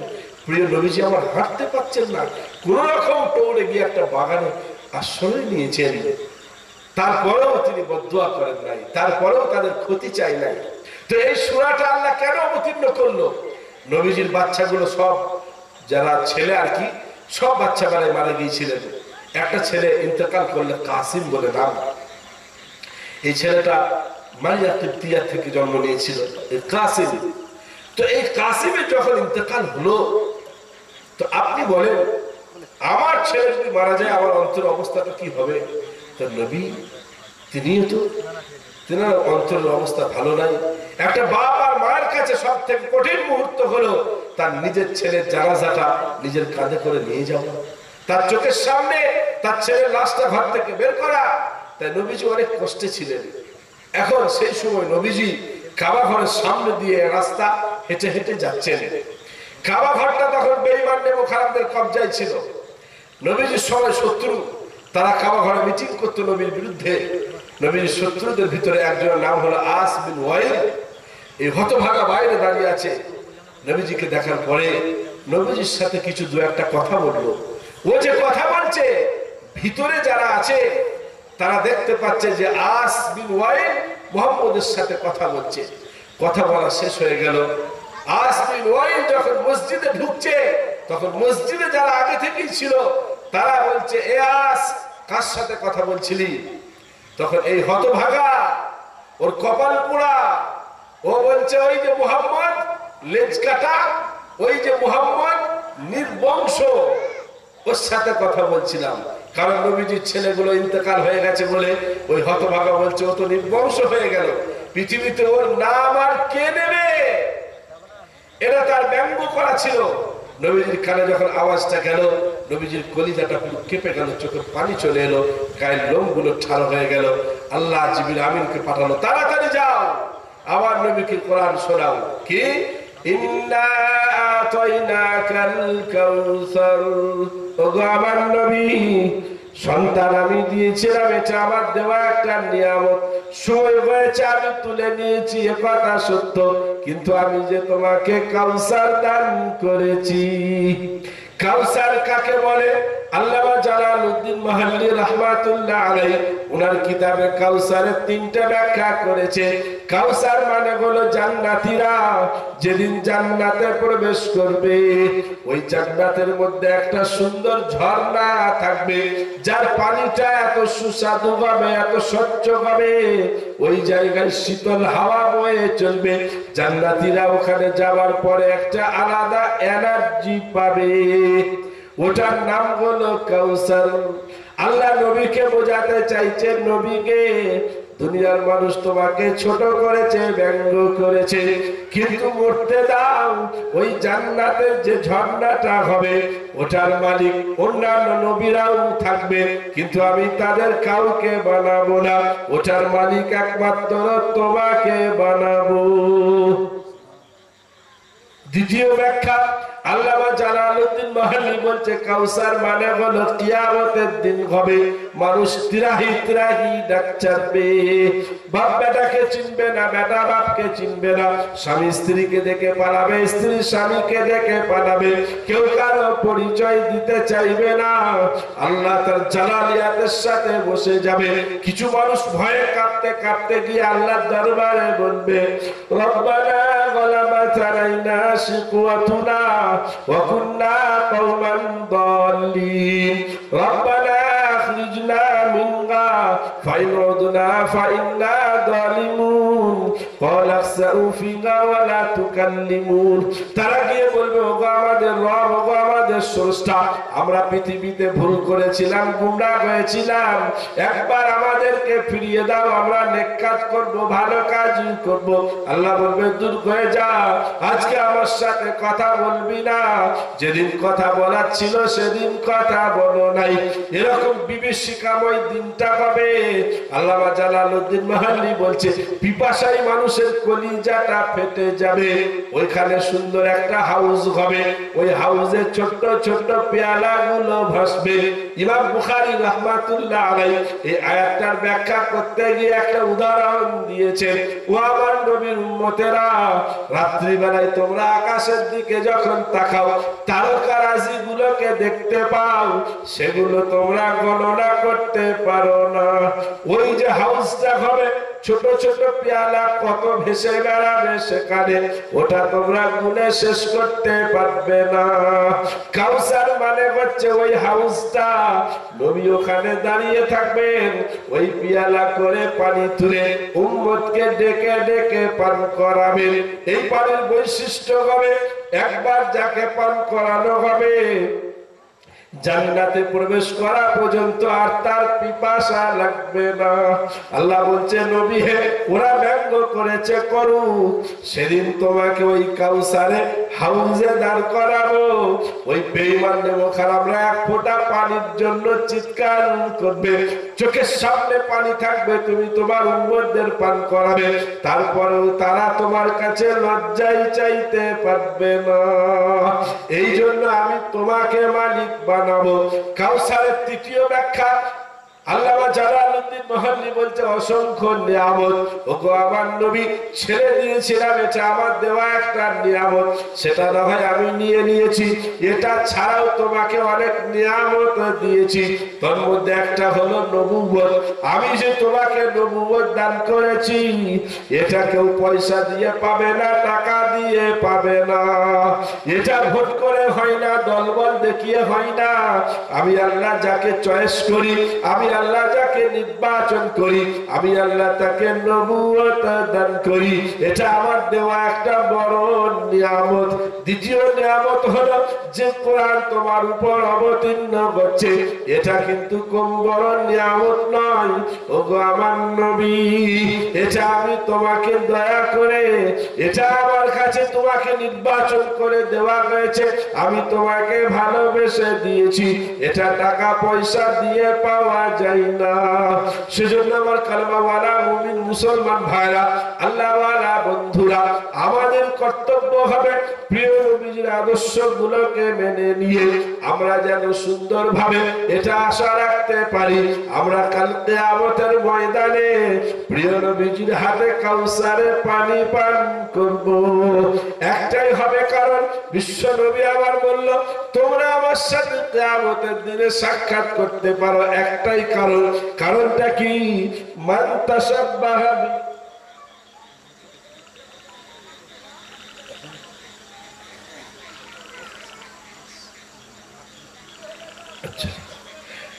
মান তাশাব্বাহা বিকওমিন ফাহুয়া মিনহুম। নবীজি বললেন যারা যে কওমের অনুকরণ করবে, তাদের সাথে তাদের হাসর হবে। আর আমার অনুসরণ যারা করবে, আমি নবী বলছি আমার সাথে তাদের হাসর হবে। একটা কথা, আমার অনুকরণ যদি করে দাও, আমার সাথে হাসর মানে কি? জমা করা। হাসর শব্দটা আরবি, তার বাংলা জমা করা। কিয়ামতের ময়দানে, হাসরের ময়দানে তোমাদের জমা করা হবে। সেদিন আমার সাথে যদি আমার অনুকরণ করো, আমাকে বাদ দিয়ে যদি অন্য কারণ করো, তাহলে আমার সাথে জমা হওয়ার আশা করো না, এটা বোকামি হবে, এটা ভুল হবে। আমার ভাইরা, কথা তো আমরা সারা সারা রাত শুনতে থাকবো, আল্লাহ তাবারক ওয়া তাআলা হায়াতে রাখলে সারা জীবন শুনতে থাকবো। কারণ কোরআন এবং হাদিস, আল্লাহ রাসূল সাল্লাল্লাহু আলাইহি ওয়াসাল্লাম বলেছেন যে ছেড়ে গেলাম, যারা এই দুটোকে ধরে থাকবে, সারা পৃথিবীর কোন শক্তি তাদেরকে আসল যে সঠিক জায়গা, সেই জায়গা থেকে তাদেরকে সরাতে পারবে না। এখন আমরা দুনিয়া তো এটা, দুনিয়াতে অনেক সময় অনেক জিনিসের আমাদের প্রয়োজন থাকে। আল্লাহ তাবারক ওয়া তাআলা পারেন তিনি তিনার খাজানা থেকে গায়েবী ভাবে সব করে দিতে, তারপরেও আল্লাহ পরীক্ষা নেয়, ইন্টারভিউ নেয়, যে আমি যে আমার বান্দাদেরকে এত কিছু দিলাম, তা আমার বান্দারা দেখি একবার আমি চেয়ে দেখি তারা দেয় কিনা। তো আপনাদের মসজিদের মোটামুটি 1 লাখ টাকার মতো প্রয়োজন আছে, অনেক কিছু কাজ আছে। আপনারা যারা আজকে এখানে আছেন, যদিও সংখ্যা অল্প আছেন, আব্বা মা দাদা দাদি আত্মীয় স্বজন অনেকে চলে গেছে, তাদের জন্য সাদাকায়ে জারিয়া হিসাবে নবীজি যখনই সাহাবীদের কাছে বলেছেন যে দাও দ্বীনের জন্য, ইসলামের জন্য, সাহাবীরা জান মাল কুরবান করে দিয়েছে। কারণ সাহাবী জানে যে আমি দিতে পারি না, আমাকে দেয়া হবে আল্লাহ। সেজন্য আপনারা যারা আছেন আমার ভাইরা, কত পয়সা আমরা কত জায়গার দিকে খরচা করি। আমরা একটু বলি যে ইনশাআল্লাহ আমি এটা দেবো, ক্যাশ যেটা আছে দেন, আর তারপরে আপনি আস্তে আস্তে দেন, অসুবিধা নেই। যারা আছেন মায়েরা আছে, মায়েদেরকে বলবো আপনারাও, এখন তো মায়েদের হাতে পয়সা আছে, লক্ষ্মী ভান্ডার চালু হয়ে গেছে। কমিটির ছেলেরা যারা আছেন সব কই, যুবক ভাইরা যারা আমরা চুল কাটতে গিয়ে 600-800 টাকা করে খরচা করি, যারা 1 জানুয়ারি ফিস্টি করতে গিয়ে ইংরেজদের কালচারটাকে পালন করতে গিয়ে 1000 টাকা খরচা করি, যারা 14 ফেব্রুয়ারি ভালোবাসা দিবস পালন করতে গিয়ে 1000 টাকা খরচা করলাম, তাদেরকে বলবো আল্লাহর ঘরের জন্য, আল্লাহর ঘরের জন্য যদি কেউ মুসলমান না দেয়, আল্লাহর কসম খেয়ে বলছে আল্লাহ তবুও করাবে। যারা গায়ের কম তারা ইসলাম কবুল করবে, তারা তৈরি করবে। আমার নিজের চোখে দেখা, আমার মাদ্রাসায় একটা ছাত্র হাফিজ কোরআন নও মুসলিম, আবার সে এমবিবিএস ডাক্তার হয়ে গেল। আল্লাহ বলছে তোমরা যদি না করো তাদেরকে ঈমান কবুল করার সুযোগ করে দিয়ে তাদেরকে কোরআনের হাফেজ বানাবো। বুঝতে পেরেছেন? তো সেজন্য আমার ভাইরা আপনারা যারা আছেন একটু বলেন, একটু বলেন। আজান হয়ে গেছে, নামাজ হবে আপনাদের মসজিদের জন্য। যে যেরকম পারবেন একটু হাত বাড়ান। দেখেন আল্লাহর ঘরের জন্য আপনি একটু সাহস করেন, শয়তান উস্কানি দেবে যে দিলে পরে কমে যাবে। আর 3 পারায় আছে আল্লাহ বলেছে তুমি দিলেই 1 নম্বরে তোমার গুনাহ মাফ হবে, তারপরে তোমার মাল কোথা থেকে বাড়িয়ে দেব তুমি আদৌ বুঝতে পারবে না, তুমি কল্পনাই করতে পারবে না। ভাইরা আমার যারা আছে বলি, আস্তে আস্তে বলি, দেখেন মায়েরা বোনেরা যারা আছে, আমরা টাকা পয়সা বিল্ডিং সব পড়ে থাকবে, অ্যাকাউন্ট ক্লোজ হয়ে যাবে, ছেলেমেয়েরা সব ভাগ করে নেবে, আপনার জন্য করবে আশা করে বসে থাকেন না। কবি এটাই বলেছেন, একদিন মাটির ভেতরে হবে ঘর, রে মন আমার কেন বন্ধ দালান ঘর, রে মন আমার কেন বন্ধ দালান ঘর, প্রাণ পাখি উড়ে যাবে পিঞ্জর ছেড়ে,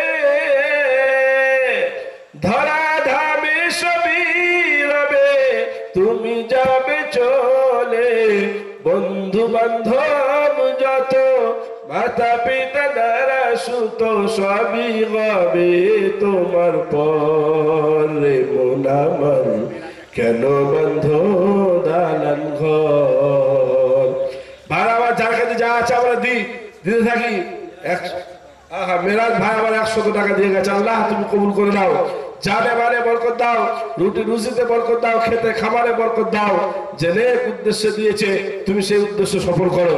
ভাই যার কাছে যা আছে 100 200 500 আমরা একটু দিয়ে দেখেন, আল্লাহর জন্য, আমাকে নয় কাউকে নয়, এটা আল্লাহর ঘরের জন্য। আল্লাহ রাসূল বলেছেন মান বানা লিল্লাহি মসজিদান বানাল্লাহু লাহু বাইতান ফিল জান্নাহ। আহা, জসিম ভাইয়ের মা শ্বশুর শাশুড়ির নামে 1000 টাকা। আহা, যোগ্য শ্বশুরের যোগ্য বৌমা কোথায় বসেছিল, হঠাৎ দেখি শ্বশুর শাশুড়ির কথা মনে পড়ে গেল, দিয়ে গেল তাদের নামে টাকা 1000। ওগো আল্লাহ তাদের উপর তুমি হইও না কো বেজার। কিবা দোয়া জানি আমি, কিবা দোয়া জানি আমি, কিবা দোয়া করি, বোধের দোয়া কবুল করো তুমি পাক বাড়ি। আনোয়ার শেখ সাহেব 500 টাকা, হাকিম শেখ, আচ্ছা নজরুল শেখ সাহেব 500, আইনুল শেখ সাহেব 500 টাকা। আল্লাহ তাআলা কবুল করো, তোমার রাহে খোদা দিয়ে গেল টাকা 500, আর দুনিয়াতে জীবন দিয়ে আবু বকরের মতো দিয়ে গেল তোমার রাহে 500 টাকা। ওগো আল্লাহ ভাইজানদের নামটা আমল নামায় যায় না যেন ফাঁকা। আর দোয়া করি আমি ভাইজানদের তরে সুখে শান্তিতে রেখো তুমি দুনিয়া মাঝারে।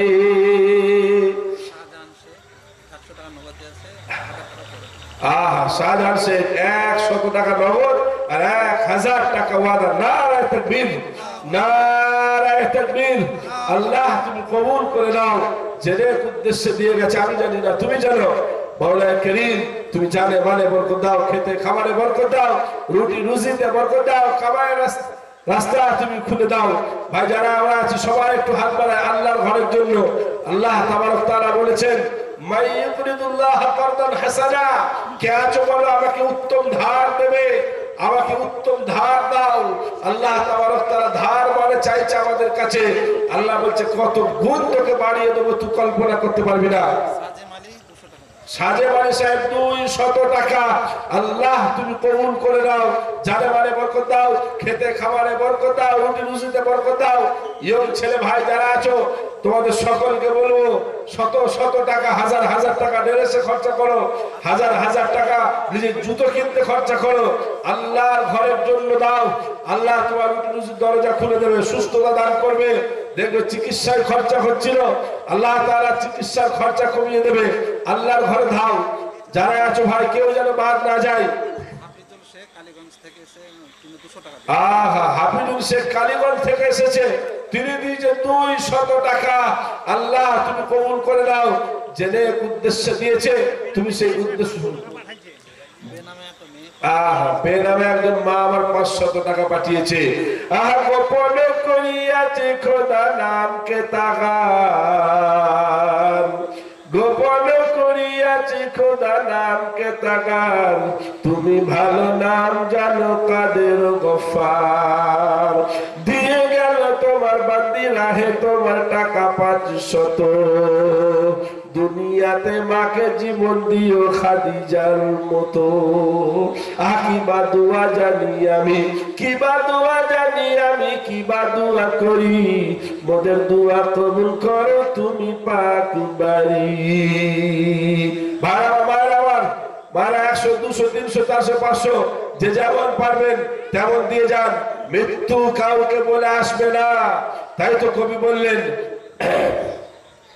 যার যখন সময় আছে, আজকে কথা বলছি, কাল সকালে হয়তো খবর পাবেন ইন্তেকাল হয়ে গেল।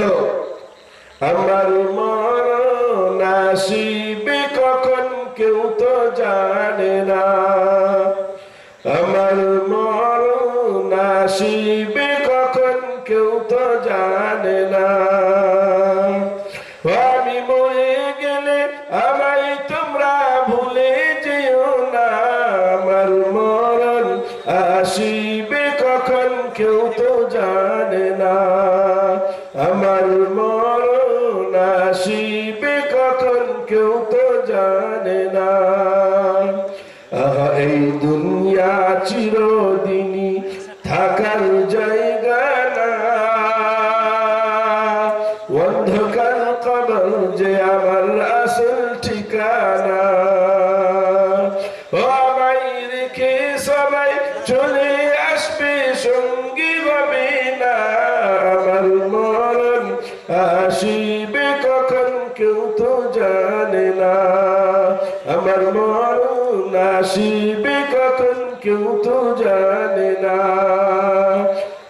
কবর মাঝে বাবা মাকে দেখা যাবে না, দেখবো যাকে তিনি হলেন শাহে মদিনা। ওরে বুঝবি সেদিন নবী বিনে আপন কেহ না, আমার মরণ আসিবে কখন কেউ তো জানে না, আমার মরণ আসিবে কখন কেউ তো জানে না। সেজন্য আমার ভাইরা, মৃত্যু কাউকে বলে আসবে না। আমরা যারা আছি মরার আগে আগে আমরা তা তৈরি করে যাই।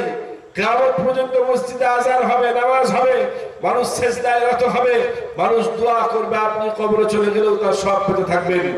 100, 200, 300, 400, 500 যার যেমন আওকাত আছে, কার কত মাল আছে আমি জানি না, আপনি নিজে জানেন আর আল্লাহ জানে। আল্লাহকে গোপন করতে পারবেন না, মানুষকে গোপন করতে পারবেন। আপনি আপনার সাধ্য অনুযায়ী দেন, যে আমার এই মাল আছে, আমার এই দেওয়া উচিত, আপনি দেন আল্লাহর ঘরে।